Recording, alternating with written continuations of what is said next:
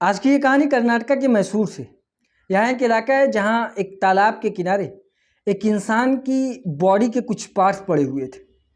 वहाँ से कुछ राहगीर गुजर रहे थे। अचानक उनकी नज़र उस पार्ट्स पे पड़ती है जो कि कमर से लेके पैर तक का एक बदन का धड़ था। वो जैसे ही उनकी नज़र पड़ती है वो फ़ौरन पुलिस को कॉल करते हैं। पुलिस आती है। पुलिस उस धड़ को अपने कब्ज़े में लेती है और उसकी तस्वीर लेकर फिर बाकी उस इलाके में लोगों से पूछताछ करती है।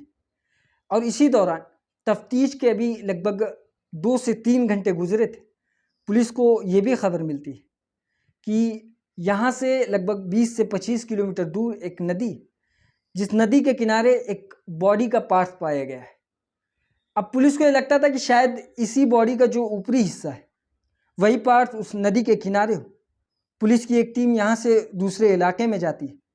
फिर वो उस बॉडी के पार्ट्स को देखती है, लेकिन पता ये चलता है कि ये बॉडी का पार्ट्स दूसरे किसी इंसान का है और ये बॉडी का पार्ट्स किसी दूसरे इंसान का है, जो कि दोनों एक महिला ही थी। दोनों पार्ट्स महिला ही का था। अब पुलिस उस धड़ की जो तस्वीर होती है वो अपने अलग अलग पुलिस स्टेशन में सेंड कर देती है, भेज देती है कि कुछ पहचान की जा सके, लेकिन इसका कोई फ़ायदा नहीं होता। फिर पुलिस लगभग 10,000 पोस्टर बनवाती है जिसमें उस बॉडी से, उस टुकड़े से लेकर जो भी पहचान होती, उस पहचान को उस पोस्टर में छपवाती कि इस तरीके से पैर पे ये निशान है, इस तरीके का कपड़ा है। और वो अलग अलग पहचान बता के ये पोस्टर छपवाते हैं और अलग अलग एरिए में इसे चस्पा करवाते हैं, ताकि कोई भी अगर इसे जानता हो, इस तरीके की पहचान को वो जानता हो, तो वो हमसे कांटेक्ट कर सके। लेकिन इसका भी फ़ायदा पुलिस को कुछ नहीं होता। तो पुलिस तमाम थाने में जितने भी लोगों की गुमशुदगी की रिपोर्ट लिखाई गई थी उसकी लिस्ट मंगवाती है और 1100 कुछ लोगों की लिस्ट पुलिस के सामने आती है, उस टीम के सामने जो उस केस में तफ्तीश कर रही थी। असल में इस केस को तफ्तीश करने के जो आला अफसरान थे उन्होंने 9 अलग अलग टीम बनाई थी, जिसमें लगभग 45 पुलिस वालों की ड्यूटी लगाई गई थी और वो अलग अलग एंगल में इस केस की जांच कर रहे थे। अब इसी दौरान पुलिस वाले गुमशुदा लोगों की लिस्ट मंगाते हैं, उसमें तफ्तीश करते हैं। करते करते जो गिनती होती वो कम होती, लेकिन इस महिला की पहचान नहीं की जा सकती थी। धीरे धीरे कुछ लिस्ट में से पुलिस को एक तस्वीर मिलती है जो कि एक महिला की गुमशुदगी की रिपोर्ट लिखाई गई थी, लेकिन उसकी जो तस्वीर थी उस तस्वीर में जो महिला कपड़ा पहने हुए थी और जो उस तालाब के किनारे एक धड़ मिला था, यानी कमर से लेके पैर तक, उस धड़ पे जो कपड़ा था वो दोनों सेम था। पुलिस को जैसे ही ये पता चलता है पुलिस तुरंत उसके घर वालों से कांटेक्ट करती है। फिर उन्हें ये बॉडी का हिस्सा दिखाया जाता है और उस बॉडी के हिस्से को देखने के बाद पैर में कुछ निशान के चलते घर वाले पहचान लेते हैं कि हाँ, ये उनकी ही लड़की है, उनके ही घर की लड़की है ये।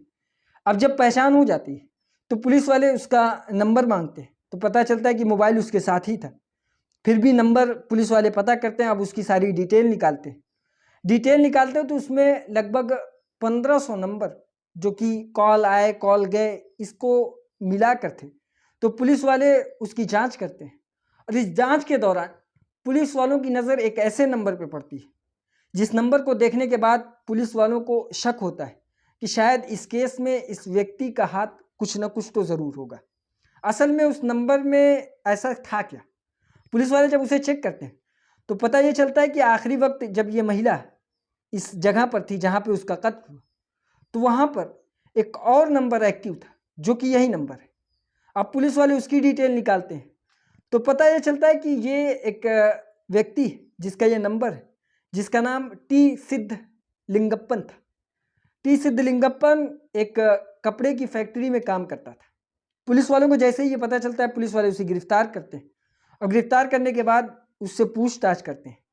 शुरुआत में वो इन सारी बातों से इनकार कर रहा था, लेकिन जब पुलिस वाले सख्ती करते हैं तो वो पूरी एक कहानी बताता है। और असल में इस पूरी कहानी का जो मेन निचोड़ है वो इसी की बताई हुई कहानी का निचोड़ है। जो इसने बताया वो सुनने के बाद पुलिस वाले भी शॉक थे।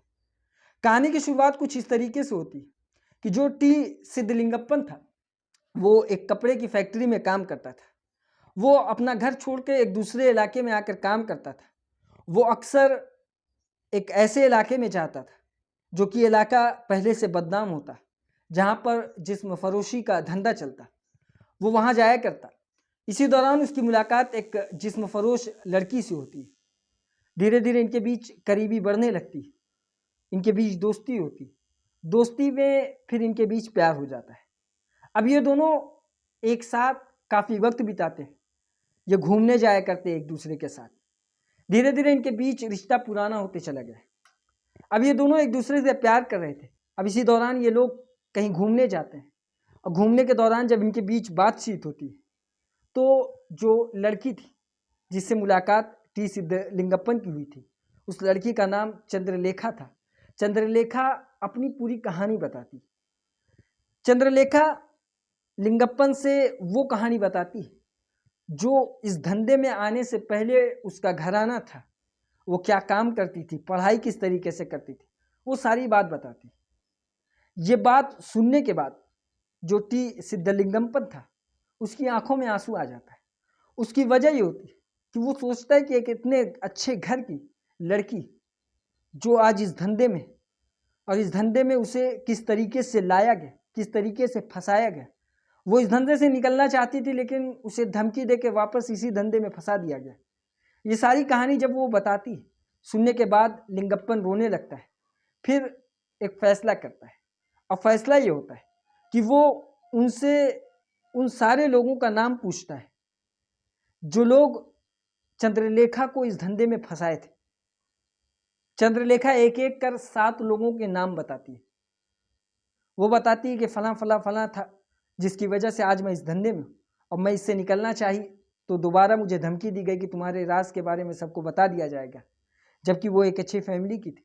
उसे काम के बहाने दूसरे शहर में लाया जाता और उसके बाद उसके साथ इस तरीके का व्यवहार किया जाता है। लिंगप्पन ये सारी बातें सुनता है और उसके बाद वो फैसला कर लेता है कि एक एक कर वो सारे लोगों को मौत के घाट उतारेगा। अब सबसे पहले वो प्लानिंग करता है उस महिला की, जिस महिला ने सबसे पहले इसे काम के बहाने इस इलाके में लेकर आके फंसा दिया। उस महिला का पता लगाते हैं और उसके बाद फिर उसे ढूंढ लेते हैं, और ढूंढने के बाद पहले उसका गला दबाकर उसका मर्डर करते हैं, फिर उसकी बॉडी के टुकड़े करते हैं, और उसके बाद चंद्रलेखा और लिंगप्पन एक बाइक पे बैठते हैं। बीच में उसके बॉडी के कुछ टुकड़े होते हैं जिसे वो एक तालाब के किनारे फेंक कर चले आते हैं। इसी तरीके से वो दूसरे इलाके में जाते हैं, लगभग 25 किलोमीटर दूरी पे, जहाँ पर वो दूसरी महिला रहती थी जिसकी वजह से आज चंद्रलेखा इस धंधे में थी। वो उसे खोजता है और उसके बाद फिर उसे भी सेम उसी तरीके से पहले गला घोटता है, फिर उसके बॉडी के टुकड़े करता है और फिर नदी के किनारे फेंक कर चला आता है। पुलिस को अभी तक सिर्फ 2 कत्ल के बारे में पता था जिसकी बॉडी के टुकड़े पुलिस को मिल चुके थे, लेकिन लिंगप्पन अब तीसरे कत्ल की भी कहानी सुनाता है जो इसके फंसाए जाने में पूरी शामिल थी। उसकी कहानी भी लिंगप्पन बताता है कि इस तरीके से उसे मारा और उसके बाद उसकी भी बॉडी फला जगह फेंकी गई। अब लिंगप्पन जो था वो चौथे कत्ल की कहानी बताता है।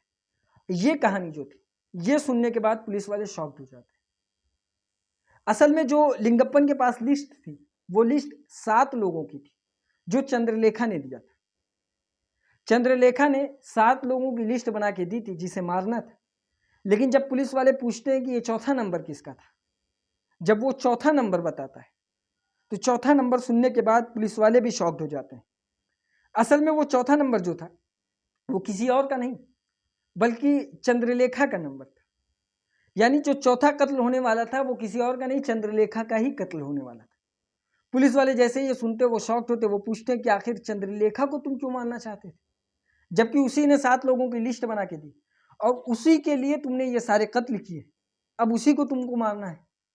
तो वो बताता है, कहता है कि मैंने पहला जब कत्ल किया तो मेरे अंदर थोड़ा कॉन्फिडेंस आया कि मैं अभी तक पकड़ाया नहीं। दूसरा कत्ल किया, दूसरे में भी कॉन्फिडेंस और बढ़ा कि मैंने 2 कत्ल कर दिए, अभी तक मेरे तक कोई आँच नहीं आई। फिर तीसरा किया, तीसरे में और कॉन्फिडेंस आया। अब मुझे एक डर सताया कि कहीं ऐसा ना हो कि मैं पकड़ा ना जाऊँ। फिर मुझे ये लगा कि शायद मुझे कोई पकड़ नहीं सकता, लेकिन मेरे अंदर एक डर पैदा हुआ कि एक लड़की जिसकी वजह से मैं पकड़ा जा सकता और वो चंद्रलेखा है, क्योंकि ये कत्ल में हमेशा मेरे साथ थी, ये चश्मदीद ये जानती है कि ये सारे कत्ल किसने किए, हम दोनों ने मिल के किए।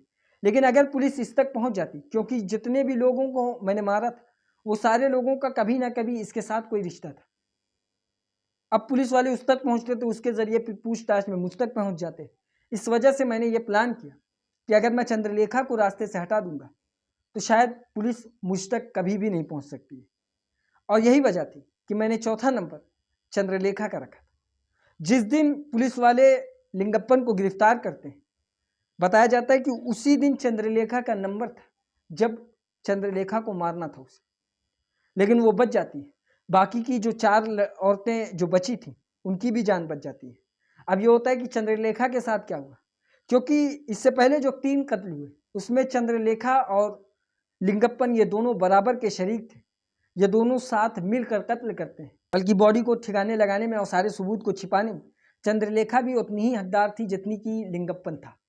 इस तरीके से पुलिस दोनों लोगों को गिरफ्तार करती है और उसके बाद इन्हें जेल भेज देती है। ये थी आज की कहानी। इसी तरह की और कहानी सुनने के लिए हमारी इस वीडियो को लाइक करें, हमारे चैनल को सब्सक्राइब करें, बेल आइकन को जरूर दबाएं।